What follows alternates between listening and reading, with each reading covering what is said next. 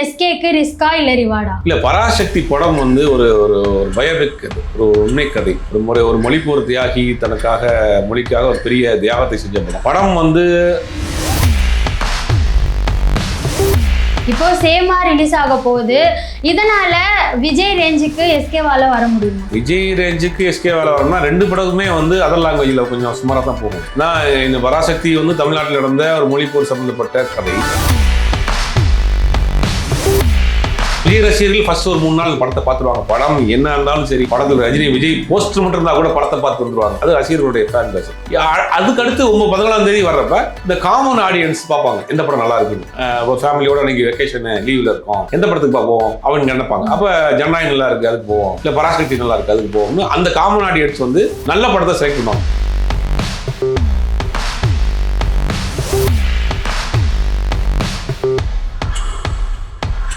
காந்தம் மீடியா வியூவர்ஸ்க்கு வணக்கம். நான் உங்கள் விஜயாஸ்மின். இன்னைக்கு நம்மளோட கெஸ்ட் அரசியல் மற்றும் சினிமா விமர்சகர், பத்திரிகை துறையில் 10 ஆண்டுகளுக்கு மேலாக அனுபவம் உள்ள மூத்த பத்திரிகையாளர் ஜுபேர் சார் அவர்கள் தான். வணக்கம் சார். வணக்கம் சார். இப்போதைக்கான பேச்சு என்னன்னா, ஜனநாயகன் விசஸ் பராசக்தி 2026ல் ரியல் போட்டியே இதுதான் அப்படின்னு நிறைய இடத்துல பேசிட்டு இருக்காங்க. இருந்தாலும் எஸ்கேக்கும் விஜய்க்கும் உள்ள கிளாஷ் உண்மைதானா? துப்பாக்கியை கொடுத்த வாங்கினவரே துப்பாக்கியை தூக்கி கட்டி நீட்டுற மாதிரி ஆயிடுச்சு இன்னைக்கு. ஜனநாயகன் அது கிளாஸ்ன்னு சொல்ல முடியாது. ஆக்சுவலாக இந்த ஜனநாயகன் படம் வந்து திட்டமிட்டே தான் அவங்க வந்து பொங்கலுக்கு வர்றாங்க. ஜனவரி மாதம் 9ஆம் தேதி அவங்க ரிலீஸ் பண்ணுறதுக்கு தயாராகிட்டு இருக்காங்க. 14ஆம் தேதி பராசக்தி. இந்த 2 படத்துக்குமே பின்னாடி ஒரு அரசியல் காரணம் இருக்குது. இது விஜயினுடைய கடைசி படம். இந்த படத்தில் ஒரு அரசியல் ரீதியாக ஒரு விஷயம் பேசியிருக்கிறாரு. அது முழுக்க ஒரு மொழிப்பொறை மையப்படுத்தி எடுக்கப்பட்ட ஒரு படம். ரெண்டுமே ஒரு அரசியல் ரீதியான படம். அந்த படம் வர்றப்போ திமுகவினுடைய ஒரு போராட்டம், மொழி போராட்டம், அண்ணா செஞ்ச விஷயங்கள்லாம் அந்த படத்தில் இங்கே வரும். அப்போ அதுவும் ஒரு அரசியல் ரீதியான பார்க்கப்படுற படம். இந்த படமும் விஜய் அரசியல் பேசிட்டு இருக்கிறாரு. இப்போ 2 படமும் ஒரே நேரத்தில் வருது அப்படிங்கும் போது அதுக்குள்ள ஒரு அரசியல் இருக்குது. தமிழ்நாட்டை பொறுத்த வரைக்கும் 1300 ஸ்க்ரீன் தான் இருக்குது மேக்ஸிமம். அந்த 1300 ஸ்க்ரீனில் 600, 650, 700 அந்த மாதிரி அவங்க 2 பேரும் பிரிச்சுக்கிறாங்க. அந்த மாதிரி தான் படம் வருது. போட்டின்னு சொல்ல முடியாது. ஏன்னா வந்து படம் எப்படி இருக்குங்கிறது இந்த முதல் வாரத்தில் ஒரு வாரத்துக்கு முன்னாடி இந்த படம் ரிலீஸ் ஆயிருக்கு. இந்த படம் நல்லா இருந்தால் இந்த படம் கொஞ்சம் டவுன் ஆகும், அந்த படம் நல்லா இருந்தால் இந்த படம் டவுன் ஆகும், அவ்வளோதான். சார், இப்போ ரீசெண்டாக ஜனநாயகன் படத்துக்கு ஓவர் ஹைப் கொடுத்துட்டு இருக்காங்க. அதுக்கான மெயின் ரீசன் என்ன சார்? படம் எப்பயுமே ப்ரொமோஷனுக்கு இறங்கிடுவாங்க 2 மாதத்துக்கு முன்னாடி. இப்போ இந்த படம் வந்து ஒரு சிங்கிள் ரிலீஸ் பண்ணாங்க. அது ரொம்ப கலவையான விமர்சனமாக இருந்துச்சு. பெருசாக அது ரெஸ்பான்ஸ் இல்லை, தெலுங்கு பாட்டு மாதிரியே இருக்குங்கிற மாதிரி நிறைய சோஷியல் மீடியா ட்ரோல் ஆகிட்டு இருக்கு. அப்புறம் படத்துக்கு ஒரு ஹைப் வேணும்ல. அடுத்தடுத்து அவங்க அடுத்த ஒரு சிங்கிள் ரிலீஸ் பண்ண போகிறாங்க. வர டிசம்பர் 24ஆம் தேதி மலேசியாவில் படத்தினுடைய ஆடியோ லான்ச் வைக்க போகிறாங்க. அப்படி தொடர்ந்து அந்த படத்துக்கு உண்டான ப்ரமோஷன் தான் இருக்காங்க. ஒரு படம் வருவது என்னதான் பெரிய மாஸ் ஹீரோ படம் வந்தாலும் அதுக்கு ப்ரொமோஷன் வேணும்ல. அதனால் அந்த ப்ரொமோஷனுக்கு இப்போ இறங்கியிருக்காங்க. ஆனால் சார், படம் பாட்டுலேயே போஸ்டர்லேயே பல கோடி வசூல் பண்ணியிருக்கு. இல்லை, பல கோடி எங்கே வசூல் பண்ணியிருக்காதுல்ல, 300 கோடிக்கு மேலே வசூல் பண்ணியிருக்கிறதா சொல்கிறாங்க. ஒன்றும் வந்து இன்றைக்கி வரைக்கும் தமிழ்நாடு தேட்டர்கள் நம்ம பேசிகிட்டு இருக்க வரைக்கும் யாரும் வாங்கலை. ஏற்கனவே ராகுல் வாங்கியிருந்தார், அவர் அதில் ஏதோ காரணங்களால் வாங்கலை. இப்போ வரைக்கும் தமிழ்நாடு தேட்டர்கள் விற்கலை. அப்படிங்கும் போது பிஸ்னஸ்லேயும் கொஞ்சம் மந்தமாக தான் இருக்குது. அதனால் வந்து 300 கோடி 400 கோடி அப்படிங்கிறதுலாம் ஒன்றும் உறுதிப்படுத்தப்படாத ஒரு விஷயமாக தான் இருக்குது. ஒன்றும் தேட்டருக்கே ஒன்றும் முடியலை. அப்போ பராசக்தி படம் எஸ்கேக்கு ரிஸ்கா இல்லை ரிவார்டா? இல்லை, பராசக்தி படம் வந்து ஒரு ஒரு பயோபிக் கதை, ஒரு உண்மை கதை. ஒரு மொழிப்போர் தியாகி தனக்காக மொழிக்காக ஒரு பெரிய தியாகத்தை செஞ்ச படம் வந்து மற்ற லாங்குவேஜில் இந்த படம் பெருசாக ஓடுமாங்கிறது தெரியாது. ஆனால் தமிழில் இந்த படம் பெருசாக பேசப்படுற படமாக இருக்கும். சிவகார்த்தியினுடைய கேரியரில் ஒரு முக்கியமான படமாக இருக்கும். ஏன்னா அந்த படம் வர்றப்போ ரொம்ப சென்டிமெண்ட்டான ஒரு படம், கிளைமேக்ஸாக ரொம்ப சென்டிமெண்ட்டாக இருக்கும். சிவகார்த்தியினுடைய கேரியரில் ரொம்ப முக்கியமான ஒரு படமாக இருக்கும் கண்டிப்பாக.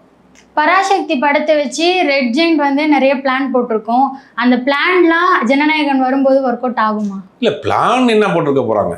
படமை வந்து படத்தை வந்து எப்படி அந்த காலத்தில் வந்து 55-60 காலகட்டங்களில் மொழிக்காக எப்படி ஒரு பெரிய போராட்டத்தை வந்து அண்ணா கையில் எடுத்துகிட்டு போனார், மாணவர்கள் போராட்டம் எந்த அளவுக்கு வீரியமாக இருந்துச்சு அப்படிங்கிற அந்த விஷயத்த சொல்ல. பொலிட்டிக்கலாக அவங்க வந்து அது நமக்கு ஒரு கெயின் கொடுக்கும், அடுத்த தலைமுறைக்கு அதை கொண்டு போய் சேர்க்கலாம் அந்த வரலாற்றை அப்படிங்கிறது தான் பண்ணுறாங்க. மற்றபடி அந்த படத்தில் பெருசாக லாபம் சம்பாதிக்கணுங்களாம் அவங்க நோக்க முடியாது. ஒரு சம்பவம், ஒரு பெரிய ஒரு இன்சிடென்ட் நடந்திருக்கு, அதை வந்து அடுத்த தலைமுறைக்கு திரைப்படத்தின் வழியாக கொண்டு போய் சேர்க்கணும்னு பார்க்குறாங்க. அது நல்ல விஷயம் தானே. அது இப்போ சேமா ரிலீஸ் ஆக போகுது. இதனால விஜய் ரேஞ்சுக்கு எஸ்கேவால வர முடியுமா? விஜய் ரேஞ்சுக்கு எஸ்கேவால வரணும்னா 2 படமுமே வந்து அதர் லாங்குவேஜில் கொஞ்சம் சுமாராக தான் போகும். இந்த பராசக்தி வந்து தமிழ்நாட்டில் நடந்த ஒரு மொழிப்போர் சம்மந்தப்பட்ட கதை. அது வந்து அதர் லாங்குவேஜில் அந்த அந்த அந்த இது இருக்காது, அந்த ஃபீல் இருக்காது, அவங்களுக்கு பெருசாக கனெக்ட் ஆகாது. தமிழ்நாட்டில் தமிழுக்காக நடந்த ஒரு போராட்டம், அது வந்து அவங்க கேரளாவில் இருக்கவங்களுக்கும் மலையாளத்தில் இருக்கவங்களுக்கும் அது கனெக்ட் ஆகாதுல்ல. இப்போ எஸ்கேக்கும் சரி, அமரன்ன்றது கேரளா சைட்லாம் பயங்கர ஹிட் கொடுத்த அது ஜென்ரலாக ஒரு நாட்டுக்காக உயிர் தியாகம் செய்த ஒரு மிலிட்ரி மேன் பற்றின கதை. இது தமிழுக்காக போராடி உயிர் தியாகம் செஞ்ச ஒரு நமக்கு தான் அது தமிழ்நாட்டில் செய்தவங்களுக்கு அது பெருசாக கனெக்ட் ஆகும். இந்த படமும் அப்படித்தான், ஜனநாயகன் அப்படித்தான். ஜனநாயகன் வந்து ஒரு பக்கா தெலுங்கு படம், பகவந்த் கேசின்னு ஒரு படம். அந்த படம் ஆல்மோஸ்ட் தெலுங்குலேயே பெரிய ஹிட் பார்த்துட்டாங்க. அதே படத்தை எப்படி திருப்பி பார்ப்பாங்க? இப்போ அங்கேயும் படம் பெருசாக ஹிட் ஆகாது. தமிழ்நாடு அது கேரளா ஆடியன்ஸ் மட்டும் கொஞ்சம் இந்த படத்தை 2 படத்துக்குமே இருக்கும்.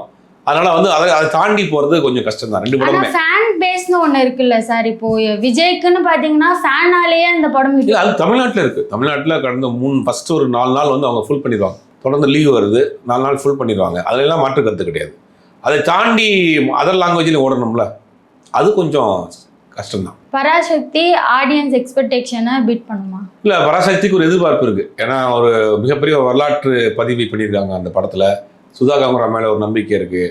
சிவகார்த்தியன் ஒரு அப்கமிங் இருக்க டாப்பில் இருக்க ஒரு ஹீரோவாக இருக்கிறாரு. அப்படிங்கும்போது படத்துக்கு ஒரு பெரிய எதிர்பார்ப்பு இருக்குது. சமீபத்தில் வந்து ஒரு பாட்டு கூட பெரிய அளவில் ரீச். அதனால் வந்து அந்த படத்துக்கு ஒரு பெரிய எதிர்பார்ப்பு இருக்குது. இப்போ எஸ்கேவை பற்றி நமக்கு தெரியும். விஜய் கூட அவர் படம் வருதுன்னா அவர் ஏதோ அது பெருசாக எடுத்துக்க மாட்டார். ஆனால் சொசைட்டி மத்தியில் பார்த்தீங்கன்னா அது வந்து எஸ்கே வச்சு ஏதோ அடிக்க பார்க்குறாங்க விஜய் அப்படின்ற மாதிரிலாம் பேச்சு. விஜய் தான் ஃபீல்டை விட்டே போயிட்டாரு, எனக்கு கடைசி படம்ட்டு போயிட்டாரு. சினிமா ரீதியாக இப்போ அவர் ஃபீல்டில் இருக்கிறாருன்னா அவருக்காக இன்னொருத்தரை வளர்க்குறாங்கன்னா நம்ம அதை சொல்லலாம். இவங்க அவருக்கு போட்டியாளராக ஒருத்தரை உருவாக்குறாங்க. அவர் தான் அந்த இண்டஸ்ட்ரியை விட்டே போறாரு. அப்புறம் எப்படி எஸ்கே வந்து அந்த போட்டியாக மாற முடியும்? அப்ப எஸ்கே நினைக்கிறாரு அவர் இடத்தை இவர் பிடிக்கணும். எல்லாருக்குமே அந்த ஆசை இருக்கும். யாருக்குமே அந்த ஒரு பெரிய சம்பளம், ஒரு உச்ச நட்சத்திர அந்தஸ்து அப்படிங்கிற ஒரு இடம், அந்த இடத்த தொற்றணும்னு எல்லாருக்கும் ஆசை இருக்கு. ஆனால் விஜயே அந்த இடத்துக்கு வர்றதுக்கு 15 வருஷம் ஆச்சு. ஒரு மிகப்பெரிய போராட்டத்துக்கு பிறகு தான் அந்த இடத்த வந்திருக்கு. அவ்வளோ சீக்கிரம் அந்த இடத்த போய் அணைஞ்சிட முடியாது. அது எப்படி கொண்டு போய் சேரும் அப்படின்னா, தொடர்ந்து நீங்கள் வெற்றி கொடுத்துக்கிட்டு இருந்தால் தான் உங்களுக்கு அந்த இடத்துல கொண்டு போய் வைக்க முடியும். அது காலம்தான் முடிவு பண்ணும். என்னதான் இருந்தாலும் ப்ரீ பிளான் ஒன்று இருக்கணும்ல சார். விஜய் வந்து ஒரு ரேஞ்சில் இருக்காரு, அவரோட படம் அதுவும் கடைசி படம் வருது. அந்த டைம்ல பராசக்தி வருதுன்னா அதுக்கு ஒரு டவுன் ஆகும் அப்படின்றது ரெட் ஜெயின்ட் தெரிஞ்சிருக்கணும் இல்லையா? இல்லை, இது வந்து ரெட் ஜெயின்ட்டை பொறுத்த வரைக்கும் அவங்க என்ன பண்ணுறாங்கன்னா, இது எலெக்ஷன் நேரம், இது சரியாக இந்த செய்தியை போய் சேர்க்கணும் அடுத்த தலைமுறைக்கு. அப்போ லாப நஷ்டத்தை தாண்டி ஒரு மெசேஜ் கன்வே ஆகணும், அதை அவங்க பார்க்குறாங்க. அதுக்காக தான் அதை பண்ணுறாங்களே ஒழிய மற்றபடி இதில் ஒரு பெருசாக லாபம் வரும்ன்றதுலாம் அவங்க 2வது பட்சம் தான். ஒரு மெசேஜ், முக்கியமான ஒரு மெசேஜ். நம்ம பேசிக்கிட்டு இருக்க இந்த மொழிக்கு, நம்ம எழுதுகிற இந்த மொழிக்கு எவ்வளோ பெரிய ஒரு ஆபத்து வந்துச்சு, அதுக்கு எவ்வளோ பெரிய போராட்டம் நடந்துச்சு, மாணவர்கள் எத்தனை பேர் உயிர் தியாகம் செஞ்சாங்க, எவ்வளோ பெரிய ஒரு போராட்டமாக வெடிச்சது, அதை எப்படி காப்பாற்றி வச்சிருக்கிறோம் அப்படின்னு ஒரு தலைமுறைக்கு ஒரு செய்தியை கொண்டு போய் சேர்க்குறாங்கல்ல, அது உண்மையாக அது வந்து முக்கியமாக பதிவு செய்யப்பட வேண்டிய விஷயம் தான். அப்போ எல்லாத்துலேயும் பாலிடிக்ஸ் ஆட் ஆகுது இல்லையா? அதே போல் சினிமாலேயும் பாலிடிக்ஸ் இருக்குது, அது நம்மளால மறக்கவே முடியாது. அது வந்து எந்த அளவுக்கு சினிமா துறையை பாதிக்குது? இல்லை, பாதிப்புலாம் ஒன்றும் கிடையாது. நீங்கள் அந்த காலத்துல இருந்தே சினிமாவில் அரசியல் சினிமாவும் கலந்து தான் இருக்குது. எம்ஜிஆர் வந்து உதயசூரியனை பார்க்கலன்னு பாட்டு பாடியிருக்கிறாரு. அந்தம்மா ஜெயலலிதா இருக்க கருப்பு சிவப்பு வெள்ளை போட்டு ட்ரெஸ் போட்டு நடிச்சிருக்கிறாங்க. அண்ணா வந்து தன்னுடைய படங்களில் புரட்சிகரமான திராவிட கருத்துக்களை பேசியிருக்கிறாரு. கலைஞர் பேசியிருக்கிறாரு. கலைஞர் வந்து மூடப்பழக்கத்துக்கு எதிராகவும் போலி மதவாதிகளுக்கு எதிராகவும் நிறையா முதல் படத்திலே எழுதியிருக்கிறாரு. அப்போ இதெல்லாம் கரெக்டாக தான். ஒரு கலைஞனாக இருக்கிறவங்க சமூக அக்கறை, சமூக பொறுப்புள்ளவனாக தான் இருக்கணும். அது அந்த காலத்துல இன்றைக்கி வரைக்கும் பண்ணிட்டு தான் இருக்காங்க. அது வந்து நம்ம பிரிச்சுலாம் பார்க்க முடியாது. அது யார் பேசுகிறா, எந்த அளவில் பேசுகிறாங்க, அந்த படத்தை எப்படி மக்கள் ஏற்றுக்கிறாங்கிறதா ரிசல்ட். அது வந்த படம் தான் தெரியும். இந்த படத்தை யார் எந்த படத்தை கொண்டாடுறாங்க, எந்த படத்தை ஏற்றுக்கிறாங்க அப்படின்னு மக்கள் தான் முடிவு பண்ணணும். இதை தாண்டி ஒரே நேரத்தில் ரிலீஸ் ஆகும்போது இவங்களோட காம்போ எப்படி இருக்கும், எஸ்கே விசஸ் விஜய் அப்படின்னு? இல்லை, காம்போன்னா அது ஒரு லாங் லீவு. 9ஆம் தேதியிலேருந்து 14ஆம் தேதி வரைக்கும் கிட்டத்தட்ட ஒரு பொங்கல் ஹாலிடேஸுங்கிறது பொதுவாக தமிழ்நாட்டில் ஒரு லாங் லீவ் வர்ற ஒரு ஹாலிடேஸு. விஜய் ரசிகர்கள் ஃபஸ்ட் ஒரு 3 நாள் படத்தை பார்த்துருவாங்க. படம் என்ன இருந்தாலும் சரி, படத்தில் ரஜினி விஜய் போஸ்டர் மட்டும் இருந்தால் கூட படத்தை பார்த்து வந்துடுவாங்க. அது ரசிகர்களுடைய ஃபேன் பேஸ். அதுக்கடுத்து 14ஆம் தேதி வர்றப்ப இந்த காமன் ஆடியன்ஸ் பார்ப்பாங்க எந்த படம் நல்லா இருக்குன்னு. ஒரு ஃபேமிலியோடு அன்றைக்கி வெக்கேஷனு லீவில் இருக்கோம், எந்த படத்துக்கு பார்ப்போம் அவங்க நினைப்பாங்க. அப்போ ஜனநாயகம் நல்லா இருக்குது அதுக்கு போவோம், இல்லை பராசக்தி நல்லா இருக்குது அதுக்கு போவோம்னு அந்த காமன் ஆடியன்ஸ் வந்து நல்ல படத்தை செலக்ட் பண்ணுவாங்க. வந்தது பிறகு தான் தெரியும் எந்த படம் ஒரு கமர்ஷியலான படம், அப்படிங்கிறது அதை வந்து மக்கள் தான் டிசைட் பண்ணுவாங்க. இப்போ வர படங்கள் எல்லாமே நிறைய வேலைகள் நடந்து, அதுவும் இல்லாமல் டேட் எல்லாம் தள்ளி போடுறாங்க. இந்த வருஷம் வர வேண்டிய படம்லாம் அடுத்த வருஷம். அந்த மாதிரி ஜனநாயகனுக்கும் பராசக்திக்கும் ஏற்படுமா, இல்லை சொன்ன டேட்கே ரிலீஸ் இல்லை, இவங்க 2 பேரும் ஃபிக்ஸ் பண்ணிட்டாங்க, லாக் பண்ணிட்டாங்க, தேட்டரில் லாக் பண்ணிட்டாங்க. இந்த படங்களுக்கு அந்த மாதிரியான டேட்டு இஷ்யூலாம் வராது. வேறு படமே இல்லை, வேறு பெரிய படமே இல்லை. சின்ன சின்ன படங்கள்லாம் 1-3 படங்கள் வர்றதுக்கு ட்ரை பண்ணுறாங்க. அதுவும் வருமா என்னங்கிறது தெரியல. அதனால் வந்து இந்த படம் கன்ஃபார்மாக வருது. கன்ஃபார்மாக 9ஆம் தேதி 14ஆம் தேதியும் பராசக்தியும் ஜனநாயகனும் வருது. என்னதான் இருந்தாலும் இந்த கம்பேரிசன் அப்படின்றது இன்னும் மாறல இல்லையா? விஜய் கூட எஸ்கேவே கம்பேர் பண்ணுறது கரெக்டா? இல்லை, கரெக்டாக தப்பாங்கிறது யார் பண்ணுறாங்கிறத பொறுத்து இருக்குது. இப்போ சிவகார்த்திகேயன் ரசிகர்கள் தன்னை வந்து விஜய்க்கு ஈக்குவலாக சிவகார்த்திகேயனை ஃபீல் பண்ணிக்கிறாங்க. பட் அது யார் அவங்க பார்க்குறாங்கிறத பொறுத்து. அவங்க எல்லாருக்குமே அந்த ஒரு ஆசை இருக்கும், நம்ம ஒரு அடுத்த இடத்துக்கு போகணும், ஒரு பெரிய உயரத்துக்கு போகணும். கம்பெனியில் இருந்தால் கூட ஒரு மேனேஜர் ஆகணும், ஜென்ரல் மேனேஜர் ஆகணும் ஒரு ஆசை இருக்கும் இல்லையா? அப்போ சினிமாவில் அடுத்த கிட்ட வளர்ச்சியை நோக்கி போகணும்னு பார்ப்பாங்க. ஆனால் அது யார் கம்பேர் பண்ணுறாங்க, அது எப்படி ஆரோக்கியமான போட்டியாக இருக்குது, அதை யார் எப்படி எடுத்துக்கிறாங்கலாம் இருக்குல்ல, இதெல்லாம் அவங்க எடுத்துக்கிறவங்களுடைய இது பொறுத்தா இருக்கு. 26ல் வெளியாக போற படங்களுக்கு பெரிய அடி இருக்குன்னு சொல்றாங்க. நிறைய படம் ரிலீஸ் ஆகுது. சூர்யா இருக்கட்டும், ஜனநாயகர் இருக்கட்டும், எஸ்கே இருக்கட்டும், நிறைய படங்கள் ரிலீஸ் ஆகுது. எந்த படத்துக்கு ரொம்ப அடி வாங்குவாங்க? இல்லை, அடி வாங்குறதுலாம் நம்ம எந்த படத்தும் ஓடும் எந்த படம் ஓடாதுன்னு யாருமே இப்போ கணிக்க முடியாது. இப்போ சமயத்தில் வந்து ரொம்ப எக்ஸ்பெக்டேஷனோட வந்த படங்கள் பல படங்கள் ஓடலை. படம் 200 கோடி அடிக்கும், 500 கோடி அடிக்கும், அந்த படம் பெரிய ஹிட் கொடுக்கும், பெரிய டேரக்டர் பெரிய ஹீரோன்னு சொல்லி போய் பார்த்த படங்கள்லாம் பெருசாக இல்லை. எந்த எதிர்பார்ப்பையும் வராத வந்து பார்க்காத படம் வந்து ஒரு பெரிய வசூலை கொடுத்துச்சு, பெரிய வரவேற்பை பெற்றுச்சு, பெரிய லாபம் கொடுத்துச்சு தயாரிப்பாளருக்கு. அப்போ எந்த படத்தையுமே நமக்கு படம் வர்ற வரைக்கும் நம்ம கெஸ் பண்ணவே முடியாது. இன்றைக்கி ஆடியன்ஸ் வந்து ரொம்ப தெளிவாக இருக்காங்க. நல்ல படமாக இருக்கணும், அது யதார்த்தமான படமாக இருக்கணும், அதே சமயத்தில் ஏதாவது புதுசாக ஒரு விஷயம் இருக்கணும், அதை நோக்கி தான் போகிறாங்க. அப்படிங்கும்போது இந்த படம் ட்ரெய்லர் பார்த்துட்டு ஒரு ஸ்டார் காஸ்ட்டை வச்சு நம்ம இந்த படம் ஓடாங்கிறதெல்லாம் நம்ம கெஸ் பண்ண முடியாத அளவுக்கு இன்றைக்கி நல்ல ஆரோக்கியமான விஷயமா இருக்குது தமிழ் சினிமா. எலெக்ஷன் டைம்ல ஜனநாயகன் படம் வருது, விஜய்க்கு பெனிஃபிட்டா அன்பெனிஃபிட்டா? இல்லை, பெனிஃபிட் நினச்சி தானே கொண்டு வர்றாங்க. ஏன்னா அந்த அதில் எப்படியாவது அரசியல் பேசியிருப்பார், தன்னுடைய சித்தாந்தங்கள் பேசியிருப்பார், தன்னுடைய கருத்துக்களை சொல்லியிருப்பார். அது அந்த ரசிகர்களுக்கு ஒரு பூஸ்ட் கொடுக்கும், படம் பார்க்குறப்ப ஒரு எனர்ஜியாக இருப்பாங்க. அப்போது அரசியல் நோக்கத்தோடு கொண்டு வராங்க. படம் பார்த்துட்டு உடனே எல்லாரும் ஜனநாயகன் பார்த்துட்டு விஜய் கோட் போட்டுற போகிறாங்களா? அப்படி கிடையாது.